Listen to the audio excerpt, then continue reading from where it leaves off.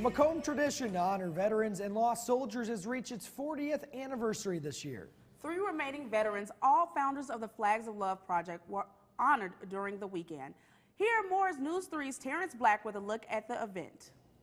Danny, Jennifer, over 800 flags flew over Chandler Park this Veterans Day to honor local armed service members. The idea began more than 40 years ago, and I spoke to the men who came up with the idea and community members to find out what this project means to them. It makes Chandler Park just gorgeous. Middle of the downtown square, middle of the park. The American flag is inspiring and symbolic for many families in the Macomb community. The flags are put up several times a year in the downtown park, but few people know why they are flown and how this tradition started. We started this project 40 years ago, and it went from 1 flag up to 852 flags. Flags of Love was organized in 1977 by a veterans committee. They envisioned a more active community in supporting veterans and honoring those who died in the line of duty. You can see how many people are out here. It's all volunteers. Nobody gets paid for it, and they always have more people than they need every time. These volunteers came to Chandler Park Veterans Day morning to display over 800 flags. Each flag represents a friend or loved one who served in the American Armed Forces.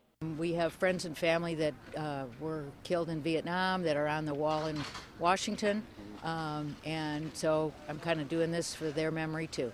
This year was the 40th anniversary of Flags of Love, and to make this Veterans Day memorable, the remaining organizers were honored for making their vision in 1977 a success in 2017.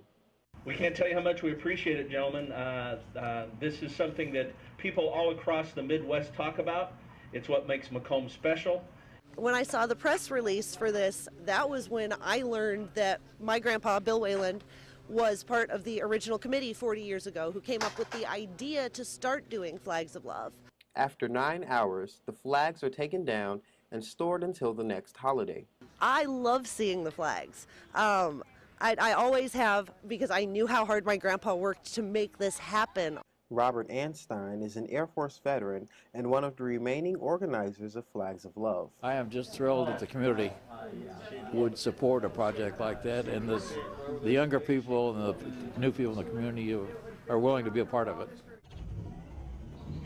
Each flagpole has a name inscribed onto it to memorialize lost loved ones. The Flags of Love committee says there will be no more room for new flags in Chandler Park, but the committee plans on putting names on bricks surrounding the park's fountain to honor more veterans.